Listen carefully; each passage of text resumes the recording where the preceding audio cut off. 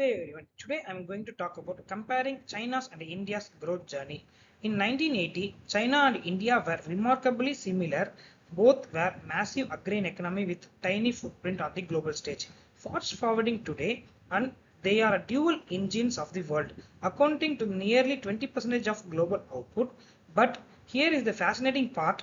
They did not follow the same map.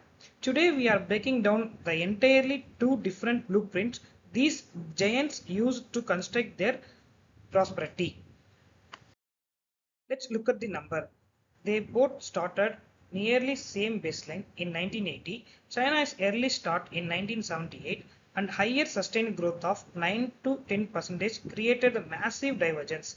By 2024, China reached an 18.5 trillion economy, a 61-fold growth. India triggered to reform later in 1991 grew 21-fold to $3.9 trillion.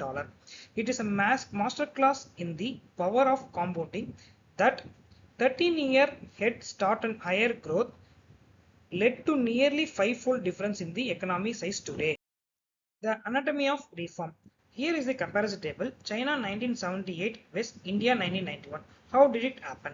The catalysts were very different. China's shift was pragmatic. India moved away from moist planning led by Deng Xiaoping. India's, however, was born of necessity, a response to a severe balance of payment crisis in 1991. So their sequencing differ to China started the soil and focusing on agriculture and rural industry before hitting the global stages. India jumped straight into the trade and financing and largely bypassing foundational agricultural reform, while China used a centralized control with regional experimentation. India navigated a democratic, often existent, coalition-based path to liberalization. The factory versus back office. This led to two distinct economic engines. China became the world's factory by pouring massive capital up to 44% of GDP into physical infrastructure. They absorbed their vast rural labor force into global supply chain. India took a different route. The service leapfrog by in leveraging English proficiency and elite higher education. They became a global hub for IT and business. Outsourcing in short, China integrated its rural labor into physical trade, while India has integrated its urban elite into digital economy.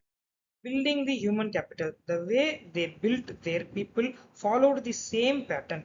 China used a bottom of blueprint. They prioritized massive primary education and basic rural health. This created disciplined, highly literated workforce perfectly tuned for massive manufacturing. India used a top-down approach. They invested heavily in elite tertiary education, think IT and engineering, which fueled the booming the service sector. The trade-off. Historically, underinvestment in primary education left million people in trap in low productivity agriculture, creating a bottleneck in the middle. The outcomes dashboard. The results are stark. China has effectively eradicated extreme poverty, lifting 800 million people out of it. India has made incredible strides, lifting 415 million out of multidimensional poverty. Yet 80% of population still live below the upper middle class line. There is also an inequality paradox. Both nations grew richer but highly unequal. India's inequality has now outpaced China's with top 10% income share, that is 35% of larger than China's.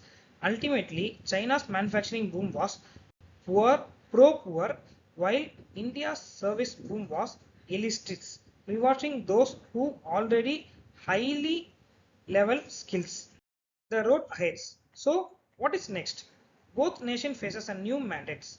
China must transition away from its export-led model towards domestic consumption while managing a rapidly aging population.